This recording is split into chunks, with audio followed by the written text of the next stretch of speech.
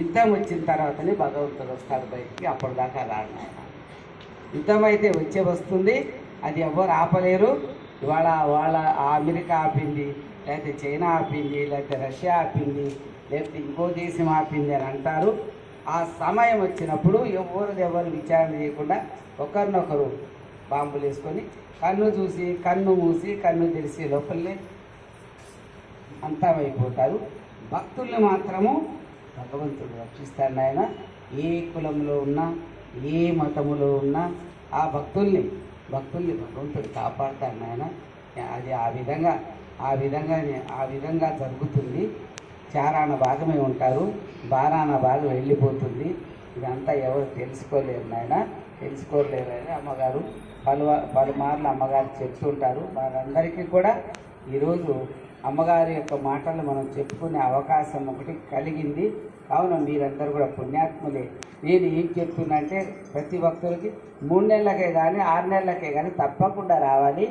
అమ్మగారి యొక్క అఖండ స్వరూపమైన ఆ స్థానాన్ని దర్శనం చేసుకోవాలి. చేసుకుంటే ఏమవుతుందంటే మీకు ఎలాంటి కష్టాలు కూడా రాకుండా దేవుడు ఎదురు పోదాంలే యానగుందులకి ఇప్పుడు దర్శనం కాదు కదా అని మాత్రం అనుకోవద్దు. వాయిదా వేయవద్దు. 3 నెలలకు కానీ 6 నెలలకు కానీ నియమబద్ధంగా రావాలి ఆయన గురుస్థానం. కానీ నేను మనవి చేసేది అందరికీ కూడా అదే మాట.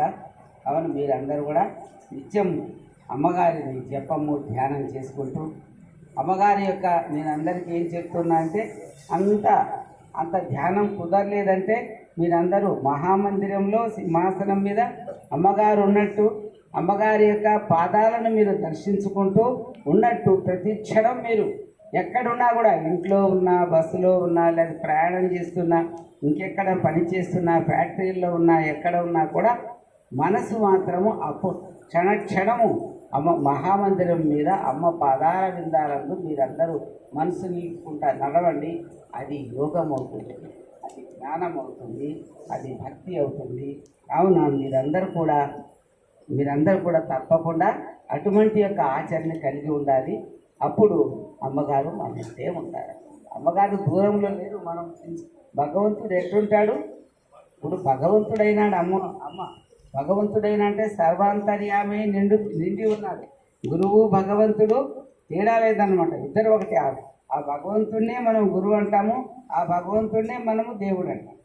అంటే రెండు తేడాలు. ఇంకే అదే తేడా అన్నమాట. మనము జ్ఞానంతో అర్చిస్తే గురువు అంటాము, ఏదో కోరికల కోరితే అర్చిస్తే దేవుడు అంటాం. అంటే ఇంకా తేడా, ఇంకా వేరేది ఏమి ఉండదు. అమ్మగారంటే మామూలు కాదు. మనమందరం కూడా అదృష్టవంతులము. త్వరలో అది కూడా నిరూపణ అవుతుంది. అమ్మగారి భక్తులే శ్రేష్టమైన వాళ్ళని వినాయకుడు శివుడు మెచ్చాడు. వినాయకుడు శివుడు మెచ్చుతాడంట. అమ్మగారి భక్తులే శ్రేష్టమున్నారు, ప్రపంచంలో ఎవ్వరు లేరు అని. ఎందుకయ్యా దత్తాత్రేయ భక్తులు ఉన్నారు, ఎందుకయ్యా శివుని భక్తులు ఉన్నారు, ఎందుకయ్యా అయ్యప్ప భక్తులు ఉన్నారు, ఎందుకయ్యా ఆంజనేయుని భక్తులు ఉన్నారు అని చెప్పి అనవచ్చు ఎవరన్నా. కానీ ఎందుకంటే అమ్మగారి భక్తులు మధుమాంసాలను స్వీకరించారు.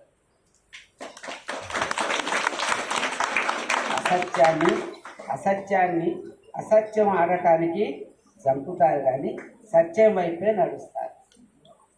అయ్యో మేము అధర్మంగా నడిస్తే అమ్మగారు ఏమైనా దండిస్తారో ఏమో అని చెప్పి భయంతో అమ్మగారి భక్తులు ఆ విధంగా అమ్మగారు నడిపిస్తున్నారు.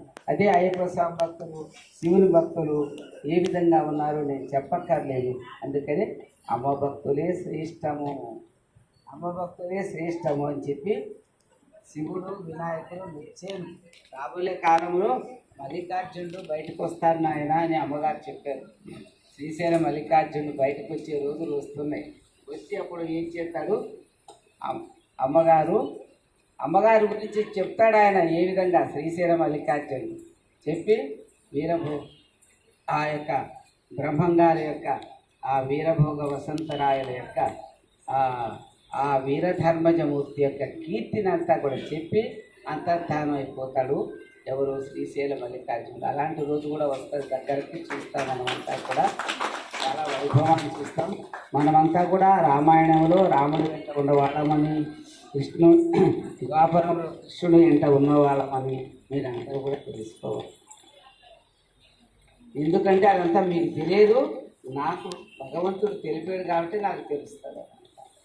భగవంతుడు నాకు తెలిపాడు కాబట్టి తెలుస్తుంది. మనమంతా ఆ రోజు ఉన్న వాళ్ళమే, తీర్థరాయుగంలో ఉన్న వాళ్ళమే ఈ రోజు కూడా ఇక్కడ అమ్మ ఉంది. అమ్మ అంట మనమంతా ఉన్నామన్నమాట. మనమంతా ధన్యులము.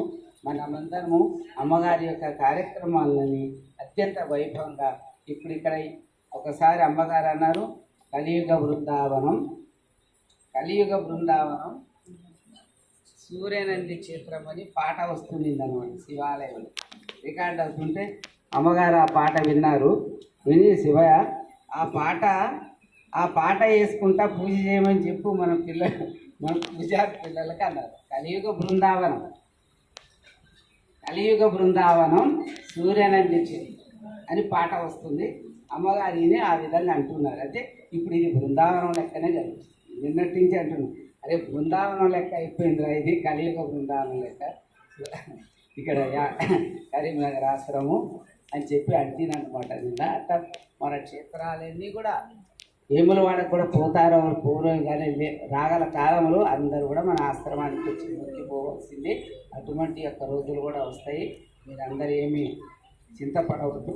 అందరూ మీరంతా కూడా కమిటీ వాళ్ళే కానీ భక్తులే కానీ ఆశ్రమాన్ని మంచిగా పరిశుభ్రతను పాటించుకుంటూ అందరికీ వచ్చిన వాళ్ళకి మంచి పసందైన భోజనాన్ని ఏర్పాటు చేసుకుంటూ చేసి అందరూ అమ్మగారి యొక్క కృపకు మీరందరూ కూడా పాత్ర కావాలని నేను కమిటీ సభ్యులకు కూడా మనవి చేస్తున్నాను అన్నమాట. అయితే ఒక చిన్న మనవి ఏంటంటే, నేనైతే దానికోసమే వచ్చి నేను ఎప్పుడో వస్తాను కరీంనగర్కి రావాలని అంటున్నారు భక్తులు.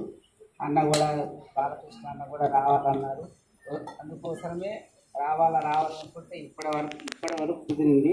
అయితే పైన ఒక కార్యక్రమం ఏమైందంటే, ఈ కోటిలింగ కార్యక్రమంలో 4 రాజగోపురాలు, 4 వైపులా 4 రాజగోపురాలు అవుతున్నాయి అన్నమాట. అయితే ఒక